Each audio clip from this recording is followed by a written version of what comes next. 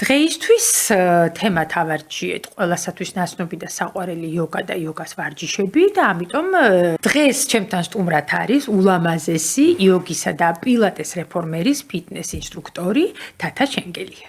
გამარჯობა თათა. გამარჯობა ნათია, დიდი მადლობა სტუდიაში მოწვევისთვის. დიდი მადლობა რომ გამონახე დრო და გვეწვიე. და მოდი ჯერ დავიწყოთ პირველი შეკითხვა ძალიან მაინტერესებს საერთოდ რატომ დაინტერესდი იოგით და რატო დაიწყე ჯერ ვარჯიში და შემდეგ გახდი შესაბამისად ინსტრუქტორი. რეალურად ბავშვობიდან მომწონდა ესეთ ბალეტი და ტანვარჯიში, ფიზიკურადაც მქონდა მონაცემიანი ელასტიური ვარ თავისთავად და სულ მაინტერესებდა ესეთი რაღაცა უცნაური, ასე ვთქვათ, პოზების გაკეთება. თუმცა მხოლოდ ქართულ ცეკვაზე და ესეთ ლათინო ამერიკულ ცეკვებზე დავდიოდი. მე რაღაც ესე აღმოჩნდა, რომ ჩემი ოჯახის ბიზნესი გახდა იოგას სტუდია და აქ დავიწყე ვარჯიში და თავად პრაქტიკიდან გამომდინარე შესაბამისად სწავლაც თვითონ იოგას პრაქტიკა როგორ გავუზიარო სხვებს. შემდეგ უკვე რამდენიმე ხნის შემდეგ გავხდი მე თვითონ ინსტრუქტორი და ეხლა თბილისის ერთ-ერთ მულტიფუნქციურ ფიტნეს ცენტრში მაქვს იოგას და პილატეს რეფორმერის ვარჯიშები. და ეხლა რაც თავარია ისეთი მნიშვნელოვანი შეკითხვა მაქვს, იმიტომ რომ მე მაგალითად ბევრი ვეცადე, დავიწყე რამოდენიმეჯერ დავესწარი გაკვეთილებს, მაგრამ არაფერი გამომივიდა იოგაზე, იმიტომ რომ ბუნებით არა ვარ მოქნილი ადამიანი, მიჭირს ეს გაწელვები, სტრეჩინგს რასაც ეძახიან. ზოგადად ვერც ფსიქოლოგიურად ვერ განვეწყვე ამ იოგისთვის, რაღაცა მივხვდი რომ თითქოს ჩემი არ იყო და ესეთი ყველა ადამიანს ესე იგი არ შეუძლია რომ გააკეთოს ეს ვარჯიშები, უნდა მოქნილი იყოს თუ როგორ უნდა მოიქცე? იცი როგორ არის ნათია, არის იოგას სხვადასხვა, ასე ვთქვათ, ვარჯიშების სხვადასხვა სახეობები.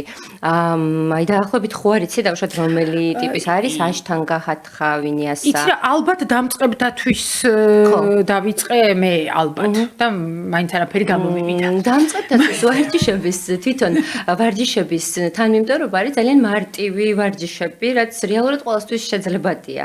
უბრალოდ ხშირად ხდება რომ მომხმარებელი მით უმეტეს ჯგუფურ ვარჯიშებზე ძირითადად აქვთ ესეთი მომენტი რომ ეედრებიან ერთმანეთს, ანუ ვიღაცას უკეთესად გამოცდის პირობითად ვთქვათ უკეთესად და ჩვენც გვინდა მას, ანუ არავინ არის იდეალური და რეალურად იდეალური არც არსებობს მით უმეტეს იოგას სულ წინსვლა შეუძლია განვითარებას ხელს. ჩვენი მთავარი მიზანი არის ის რომ ჩვენი მაქსიმუმი შევასრულოთ იოგას ვარჯიშის დროს, რადგან სარგებელი თვითონ ვარჯიშის არის როგორც ვიზუალური, ისე ორგანულიც, ანუ ძალიან დიდი სარგებელი აქვს იოგას ვარჯიშს. შესაბამისად, თუ დაუშვათ ამ კუთხით შეხედავ და ფსიქოლოგიურად განეწყობი რომ შენ ეს ხო, ეს ცოტა კონცენტრაცია ძალიან გამიჭირდა. კონცენტრაციას ავითარებს კონცენტრაციას კი მე. ანუ არ უნდა დავნებებულიყავი შეგიძლია და გვიანი არა. ხო, მე რაღაცნაირად დავნებდი, ვფიქრე რომ მე არ გამომდგები. თქო, ერთი ორჯერ სამჯერ ვცადე. რეალურად ცოტაც არის. ორჯერ სამჯერ თან თუ მანამდე პრაქტიკა არ ქონია და თავიდანვე რაღაცა ენთუზიაზმით არ მივიდი. ხო, ანუ ყველა შეუძლია დაიწყოს იოგას ვარჯიშები. რამდენად კარგია იოგა ჯანმრთელობისთვის და უფრო რას უხდება, ვთქვათ, სახსრებს, თუ რამე სხვა სხეულის სხვა პრობლემებს აგვარებს. ხო. იოგა როგორც ასე ვთქვათ გარეგნობაზე, ანუ ვარჯიშის შედეგად კუნთი ძლიერდება, რა თქმა უნდა, სტრეჩინგის, ანუ გაწელვების შედეგად ელასტიურები და უფრო ჩვენი ფორმები ლამაზ ფორმას იღებს. თუმცა იოგას მთავარი, ასე ვთქვათ, ბენეფიტი, სარგებელი არის ის, რომ ახდენს ჩვენი ორგანოების ფუნქციონირების გაუმჯობესებას. ჩვენი იმუნიტეტი ძლიერდება, რადგან ვარჯიშის დროს თვითონ სისხლის მიმოქცევა იმდენად ინტენსიური ხდება, რომ ჩვენი როგორც სისხლი, ისე ორგანიზმი უჯრედულ დონეზე მეტ ჟანგბადს იღებს. შესაბამისად, უკვე მეტაბოლიზმიც აქტიურდება, ჩვენი ენერგოტონუსი იმატებს, ჰორმონალური ბალანსი რეგულირდება, ჩვენს სტრესის ჰორმონს, კორტიზოლს დააბლაწევს იოგას ვარჯიში, რაც შემდეგ უკვე გონებრივ ჩვენს სარგებელს ძალიან ბევრ ბენეფიტს აძლევს. ანუ ეს მითი არ არის, რომ იოგა წონის კლებაში ეხმარება? წონის კლებაშიც ეხმარება, რადგან აი მეტაბოლიზმსაც არეგულირებს წონას, ანუ ბევრს ქონია მე პირადად სულ მინდოდა წონის მატება და სისტემატიური ვარჯიშის შემდეგ ანუ უკვე დაარეგულირდა ჩემი წონა და ანუ კლებაშიც ესია, იმიტომ რომ ეს გამიგია და ანუ ეს მითი არ არის, რეალობაა, რომ იოგა დაგვეხმარება წონის კლებაში. თუ სწორედ რადიკალური, ასე ვთქვათ, ბევრი ჭარბი წონა აქვს მომხმარებელს ადამიანს, მაშინ შესაძლებელია რომ ინტენსიური ვარჯიშით უფრო მალე დაიკლოს წონა. თუმცა იოგაც ეხმარება და ძალიან არეგულირებს, ხელს უწყობს მეტაბოლიზმს და აქედან გამომდინარე. აი როგორ გვანთავისუფლებს სტრესისგან, შფოთვისგან, აი ვიცი რომ ეხმარება ზოგადად ფსიქოლოგიურადაც ადამიანს. კი, აი როგორც აღნიშნე, თვითონ კორტიზოლი სტრესის ჰორმონს რომ დაბლაწევს, უკვე ჩვენი გონებაც უფრო, ასე ვთქვათ, აქტიურად ფუნქციონირებს. შესაბამისად ხდება კოორდინაციის, კონცენტრაციის, მეხსიერების გაუმჯობესება.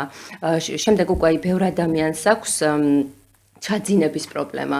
იოგას პრაქტიკის ერთ-ერთი ყველაზე მთავარი, ასე ვთქვათ, ნაწილი არის სუნთქვითი პრაქტიკები, პრანაიამა, რომლის დროსაც ესე იგი ადამიანი არის მოსვენებულ მდგომარეობაში, ანუ წევს ზურგზე, თვალები დახუჭული აქვს და ინტენსიური ღრმა სუნთქვით არის დაკავებული მისი სხეული.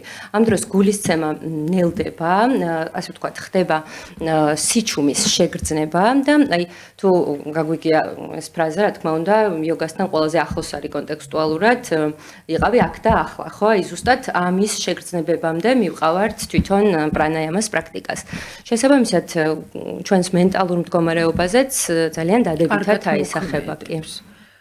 კიდევ რა მაინტერესებს და აი კვირაში რამდენჯერ უნდა დავკავდეთ იოგით, აი რამდენჯერ არის კარგი ჯანმრთელობისთვის? დამწყებთათვის, ну გააჩნია ისევ ადამიანის ფიზიკურ მდგომარეობას, თუ ჯანმრთელი და ასე ვთქვათ დამწყები ადამიანისთვის სტანდარტულ შემთხვევაში 2-3 ჯერ ძალიან კარგია ხო ვარჯიშის შესრულება. და რამდენი ხნით, აი რამდენი წუთით უნდა დავიწყოთ?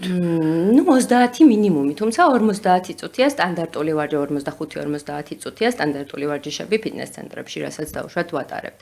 შესაბამისად 30-ია მინიმუმი თუ სახლში დაიწყებს დაუშვათ ვიღაცა თავისით ვარჯიშს, არის ბევრი ონლაინ გაკვეთილი და შესაბამისად 30 წუთიც შესაძლებელია და კარგია. თუმცა 1 საათი 50 წუთი არის სტანდარტული ყველა რიცხვით.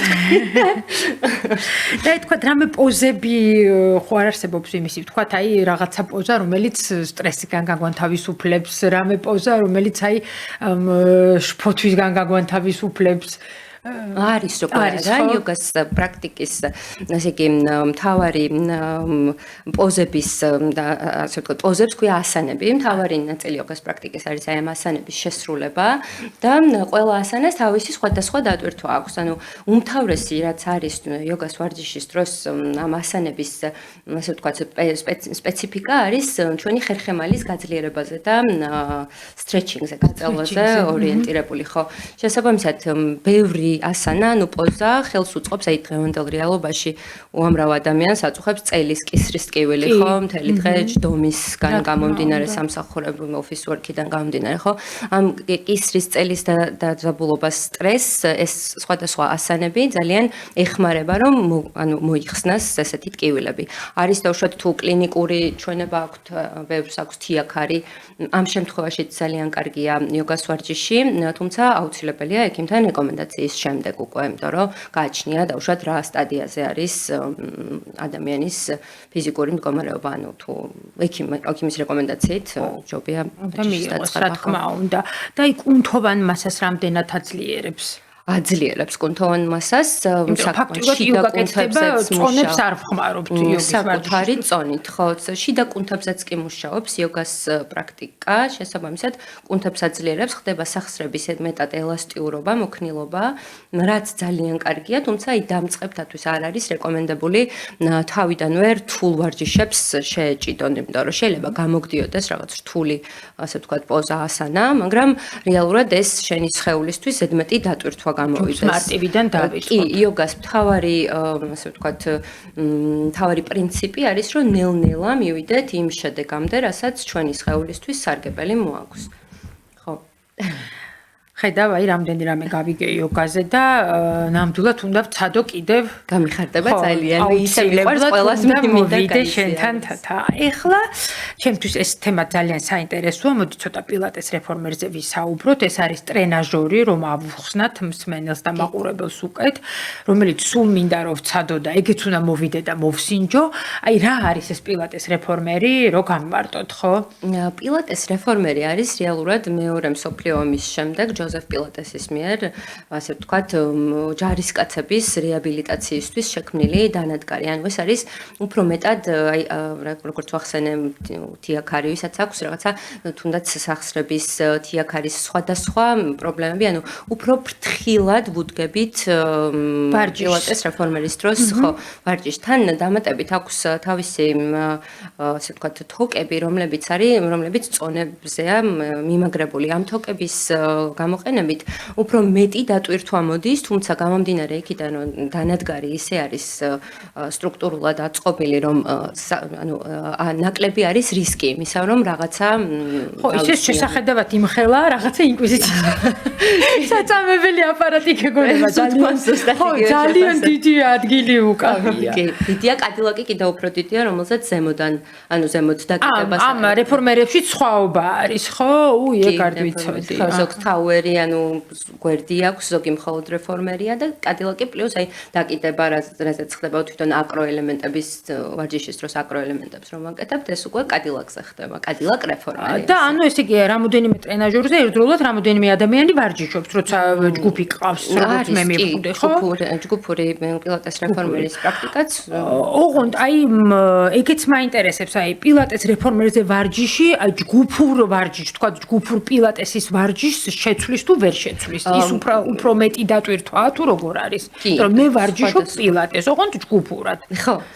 განსხვავებები არის, რა თქმა უნდა, ერთი იგივე ვარჯიშანი იოგას რამდენიმე ასანაც კი კეთდება თვითონ რეფორმერზეც, სტრეჩინგებსაც აუცილებლად გულისხმობს პილატეს რეფორმერის ვარჯიშებიც, იგივე სტანდარტული მატის პილატესის ელემენტებიც კეთდება, თუმცა პილატეს რეფორმერზე დამატებითი ვარჯიშებიც არის, რაც იგივე აი კადილაკზე, ანუ დაკიდების შემთხვევაში შეგვიძლია გავაკეთოთ, თაუერის დახმარებითაც დამატებითი ვარჯიშები და ამ ყველაფერთან ერთად ინტენსივობა აქვს მეტი, რადგან აი თოკების ხარჯზე წონები გვაქვს, ასე ვთქვათ, მუდმივად წონებით ვარჯიშობთ. აჰა, ესე იგი ფაქტურად მაინც სხვადასხვა მიზანს ემსახურება ჯგუფური ვარჯიში და პილატეს რეფორმერი. ჯგუფური მატი და პილატეს რეფორმერზეც არის ჯგუფური ვარჯიშები. მე მგონი ამოვწუროთ ყველანაირი თემა, კი, ეს პილატეს რეფორმერის თემაც, რომელიც ძალიან მაინტერესებდა და ძალიან დიდი მადლობა თათა ესეთი კარგი და შემეცნებითი საუბრისთვის. დღეისათვის სულ ეს იყო. მომავალ პარასკევას.